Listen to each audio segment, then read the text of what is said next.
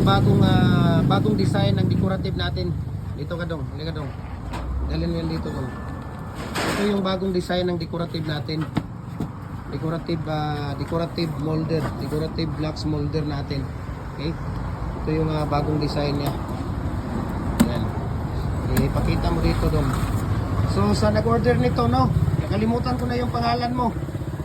So ito, iharap mo dito dong, harap mo. Di iyan na ba? Ikaw sa imong kamot. Ipat ko na. Ipat to bang dress ko? Pataas pa.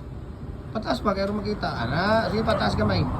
Ayan, ito yung decorative molder na bagong design natin ha. Ibutang mo sa baba doon. Pahayang ayan. Ayan. Oh, di ba? So ito yung decorative molder natin, ha? Ito yung decorative molder natin. Okay? Na bagong design. Ayan. So sa nag-order nito, message nyo lang ako dahil nandito na, no? Dumating na yung molder mo na bagong design. Tapos ito yung decorative molder natin na bagong design. Okay? Ilagay mo yan doon, Dong.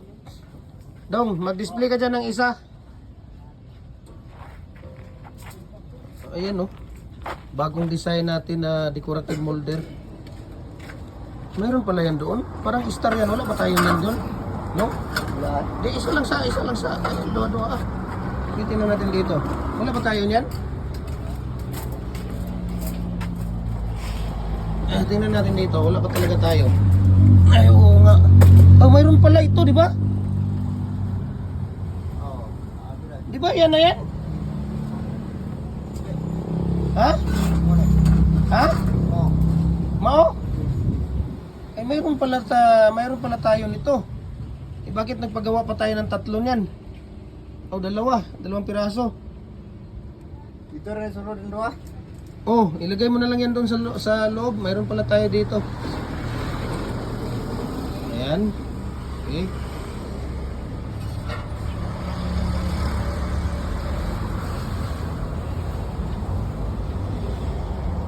So, maraming salamat and God bless po sa ating lahat, no? Yan, i-message nyo ako at share ko sa inyo ang price list sa shipping details, no? Ayan, message nyo na ako, share ko sa inyo ang price list sa shipping details para ito, pag mga ganitong mga molder, nagpapadala tayo Luzon, Visayas, Mindanao through GNT Express. Okay? Through GNT Express po dito. Okay? So, ito po ay papadala natin, no? Ayan. Pagka sa Luzon, ano lang nasa mga 5 to 6 days sa Luzon. Pagka dito naman sa Visayas, nasa 4 to 5 days. Okay?